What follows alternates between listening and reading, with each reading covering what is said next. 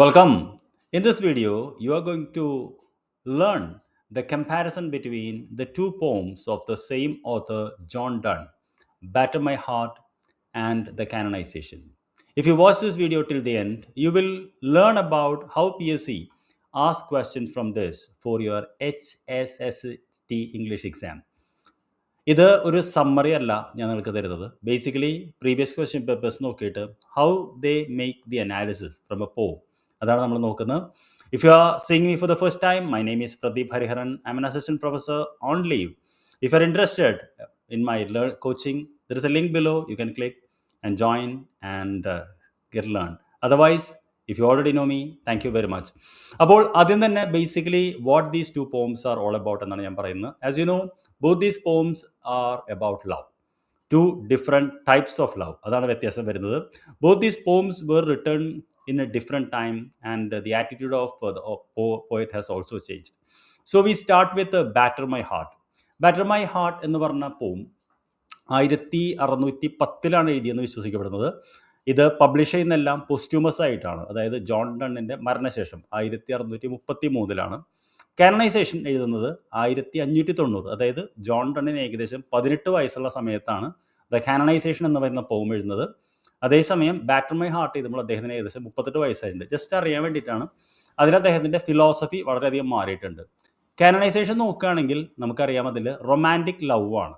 Romantic ലവിനെയാണ് secret എന്ന് അദ്ദേഹം പറയുന്നത്. നമുക്കപ്പോൾ നിങ്ങൾക്കറിയാം എന്നതിലാണ് ഞാൻ പഠിപ്പിക്കുന്നത്.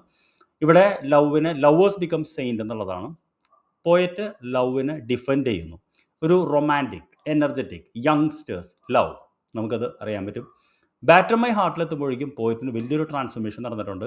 നിങ്ങൾക്കറിയാമല്ലോ, അദ്ദേഹത്തിന് 12 മക്കളാണ്. അതിൽ 7 പേരാണ് സർവൈവ് ചെയ്ത്.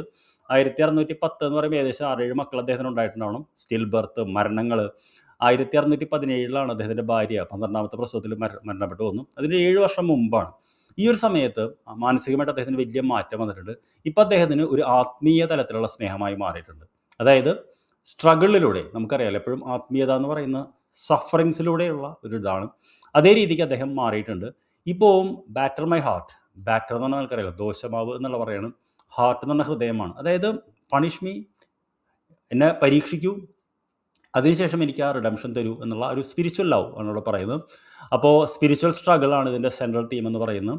ഇവിടെ സ്പീക്കർ വിശ്വസിക്കുന്നത് ആ ഒരു ക്രിസ്ത്യൻ ഫെയ്ത്ത് പ്രകാരം തൻ്റെ ഹൃദയം, സോൾ, ഹൃദയം എന്നുള്ള വാക്കല്ല, സോൾ എന്നുള്ള വാക്കാണ്, അതിൽ ക്യാപ്ചേർഡ് ബൈ സിൻ എന്നുള്ളതാണ്. വളരെ വയലൻ്റ് ഇമേജറി ഈ പോയത്തിൽ വരുന്നുണ്ട്. ബ്രേക്ക്, ബാറ്റർ, ബേൺ എന്നൊക്കെ പറയുന്നുണ്ട്. ഇതിൻ്റെ ഒരു പാരഡോക്സ് എന്ന് പറയുന്നത് എന്താ പറയുക, നമുക്ക് ഫ്രീഡം ത്രൂ ബോണ്ടേജ് എന്നുള്ളതാണ്. നേരെ ഓപ്പോസിറ്റാണ്. അതായത് ലാംഗ്വേജ് ഓഫ് പാരഡോക്സിന് ഇതാണ് പറയുന്നത്. ഫ്രീഡം ത്രൂ ബോണ്ടേജ് എന്ന് പറഞ്ഞാൽ ആ ഒരു ഡിവോഷന് വേണ്ടി നമ്മൾ സാക്രിഫൈസ് ചെയ്യുമ്പോൾ അൾട്ടിമേറ്റ്ലി യു ഗെറ്റ് എന്നുള്ളതാണ്. ഇതിൽ മെറ്റാഫിസിക്കൽ കൺസീറ്റ് ഏതാണെന്ന് ചോദിച്ചു കഴിഞ്ഞാൽ 5ാമത്തെ ലൈനിൽ വരുന്നുണ്ട്. Soul was a usurped town. Usurp എന്ന് പറഞ്ഞു കഴിഞ്ഞാൽ അട്ടിമറിക്കുക എന്ന് പറയല്. അപ്പോൾ അൾട്ടിമേറ്റ്ലി ഹോളി സോണറ്റ് എന്ന് പറയുന്ന ഇതിൽ നിന്നാണ് ഇത് എടുത്തിട്ടുള്ളത്. It is an argument with God. ഇതാണ് ഇതിൻ്റെ ഇതിൽ തമ്മിലുള്ള ഇതെന്ന് പറയുന്നത്. ഇനി നമുക്ക് പ്രധാനമായിട്ടും ചില പ്രത്യേക കാര്യങ്ങൾ അറിയണം. What's the difference between these two എന്നുള്ളത്. ഏകദേശം 9 ഡിഫറൻസാണ് കണ്ടിട്ടുള്ളത്. അതിനുശേഷം ഒരു MCQ ഉണ്ട്. ആദ്യത്തേതെന്ന് പറയുന്നത് ഞാൻ പറഞ്ഞ പോയിന്റ് തന്നെയാണ്. സ്നേഹത്തിൻ്റെ 2 ആംഗിൾസാണ് 2 പോയിന്റ് ഇതാക്കുന്നത്. ബാറ്റർ മൈ ഹാർട്ട് എന്ന് പറയുന്നത് ദൈവത്തോടാണ് വർത്താനം പറയുന്നത്. ലവ് ഡയറക്റ്റഡ് അപ്വേർഡ്, ദൈവത്തോടാണെങ്കിൽ കാനണൈസേഷൻ എന്ന് പറയുന്നത് ലവ് ഡയറക്റ്റഡ് ഇൻവേർഡ്, അതായത് ഹ്യൂമൻ ബീങ്സിനോടാണ്. Hold your tongue and let me love എന്ന് പറയുമ്പോൾ ഒന്ന് ഹ്യൂമൻ ബീങ്സിനോടാണ് പറയുന്നത്, മറ്റ് ഈശ്വരനോടാണ് പറയുന്നത്. വലിയൊരു മാറ്റം വന്നിട്ടുണ്ട്. It's a God's love versus human ബീങ്സിനോടുള്ളൊരു എന്താ പറയുക, എഗെയിൻസ്റ്റ് എന്നുള്ള രീതിക്കാണ് വരുന്നത്. അപ്പോൾ there are 2 different angles represented by the same point എന്നുള്ളതാണ്. രണ്ടാമത്തെ പോയിന്റ്, എന്ത് ഐഡിയ ആണ് ഈ പോയിംസ് പ്രൊജക്റ്റ് ചെയ്യുന്നത്? ഇത് വളരെ ഇമ്പോർട്ടൻ്റ് ആണ്. ഓരോ വർക്കിനും ഒരു ഐഡിയ ആണ് ഓത്തർ ഡെവലപ്പ് ചെയ്യുന്നത്. അപ്പോൾ നമ്മൾ ബാറ്റർ മൈ ഹാർട്ട് എടുത്തു കഴിഞ്ഞാൽ സ്പിരിച്വൽ സ്ട്രഗിളാണ്. അതായത് ഒരു ഡിവൈൻ ട്രാൻസ്ഫോർമേഷൻ, നമ്മൾ സാൽവേഷൻ, മോക്ഷം എന്നൊക്കെ പറയുന്ന സങ്കല്പം, നമ്മളെപ്പോഴും ആത്മീയത എന്ന് പറയുന്നത് സ്ട്രഗിളുമായിട്ട് ഇതാണുള്ളത്. അപ്പോൾ അതേപോലെ തന്നെ ഒരു സ്പിരിച്വൽ, അദ്ദേഹത്തിൻ്റെ ആ ഒരു സ്ട്രഗിൾ മുഴുവൻ ഒരു ആത്മീയ സ്ട്രഗിളാണെന്ന് കാണുകയും അതിലൂടെ at the end of the day he will get A divine transformation എന്ന ഒരു ഇതുമാണ് അദ്ദേഹത്തിന് വരുന്നത്. രണ്ടാമത്തതോ റൊമാൻറ്റിക് ലവ്, അതായത് ബോഡി ലവ് ബിക്കംസ് സേക്രഡ് എന്നുള്ളതാണ്. അപ്പോൾ നമുക്ക് വലിയൊരു കോൺട്രാസ്റ്റാണ് ഇതിൽ രണ്ടിലും നമുക്ക് കാണാൻ കഴിയുന്നത്. ഇനി നെക്സ്റ്റ് പോയിന്റ് നമ്മൾ നോക്കേണ്ടത് എന്ത് സിമ്പിൾസ് ആണ് ഉപയോഗിക്കുന്നത് എന്നുള്ളതാണ്. ഫോർ എക്സാമ്പിൾ നമ്മൾ ബാറ്റർ മൈ ഹാർട്ട് എന്ന് പറയുന്ന പോവും സോണറ്റ് വായിച്ചു നോക്കിയാൽ നമുക്ക് കാണാൻ പറ്റും. അതിൽ യുസേർപ്ഡ് ടൗൺ എന്നൊരു വാക്ക് വരുന്നുണ്ട്. അത് നമ്മുടെ സോൾ ക്യാപ്ചർഡ് ബൈ സിന്നാണ്. ആത്മാവ്, പാപം എന്ന് പറയുന്ന ഒരു സങ്കല്പം വളരെ സ്ട്രോങ് ആണ് ക്രിസ്ത്യാനിറ്റിയിൽ, നമുക്കറിയാം. അതേസമയം കാനണൈസേഷനിൽ സ്നേഹിക്കുന്ന 2 പേര്, അതായത് ശാരീരികമായിട്ടുള്ള സ്നേഹിക്കുന്ന 2 പേരെ അവിടെ സെയിൻസ് ആയിട്ടാണ് കാണുന്നത്. ഓക്കെ, അപ്പോൾ ഇതിലും എന്താ പറയുക, ഇത് സിമ്പിൾസിൽ വ്യത്യാസം വരുന്നുണ്ട്. ഇനി ക്രിട്ടിക്കൽ ലേബൽ എന്താണെന്ന് പറഞ്ഞാൽ രണ്ടും മെറ്റാഫിസിക്കൽ റിലീജിയസ് ഫോമാണെന്ന് പറയാം. പിന്നെ ഇതിൻ്റെ ഫോം വളരെ ഇമ്പോർട്ടൻ്റ് ആണ്.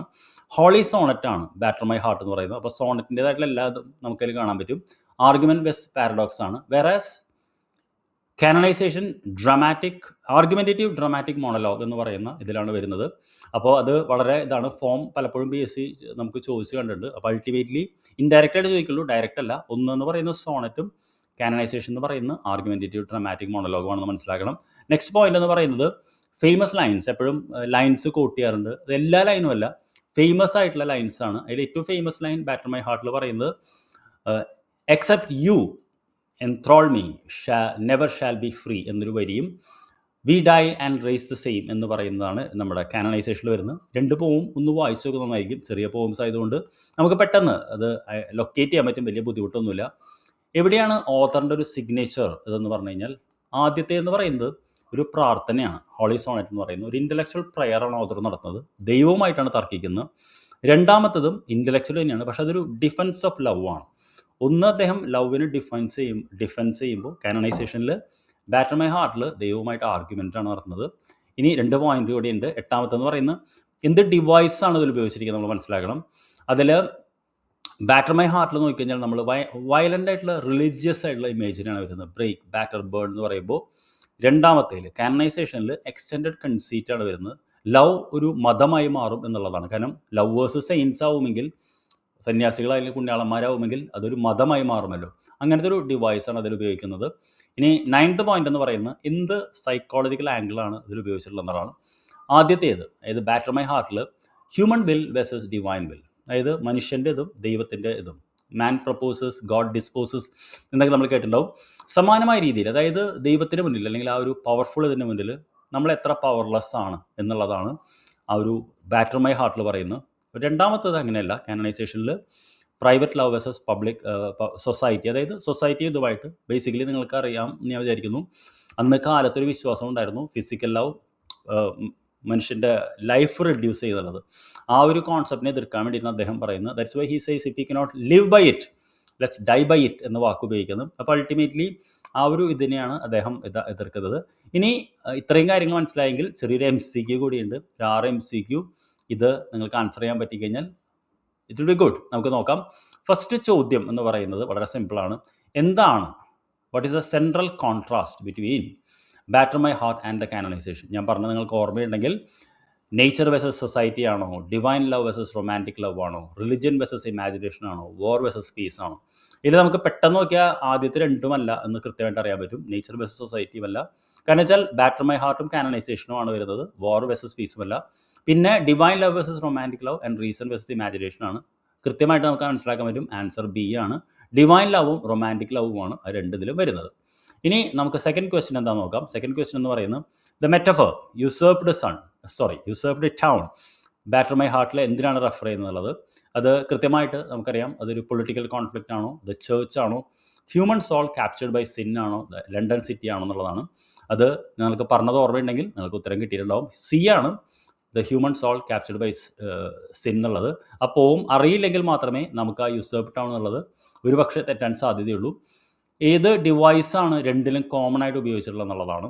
അത് പാസ്റ്ററൽ ഇമേജറി ആണോ, ഡ്രമാറ്റിക് ഐറണി ആണോ, പാരഡോക്സ് ആൻഡ് മെറ്റാഫിസിക്കൽ കൺസീറ്റ് ആണോ, ബ്ലാങ്ക് വേഴ്സ് ആണോ എന്നുള്ളത്. പെട്ടെന്ന് നമുക്ക് ഡണ്ണുമായിട്ട് അസോസിയേറ്റ് ചെയ്യുന്ന വാക്ക് മെറ്റാഫിസിക്കൽ കൺസീറ്റ് ആയതുകൊണ്ട് പാരഡോക്സ് ഉള്ളത് വരുന്നതുകൊണ്ട് നമുക്ക് C ആണ് എന്ന് മനസ്സിലാക്കാൻ പറ്റും. കൃത്യമായിട്ട് താങ്കളത് ആൻസർ ചെയ്തെന്ന് വിചാരിക്കുന്നു.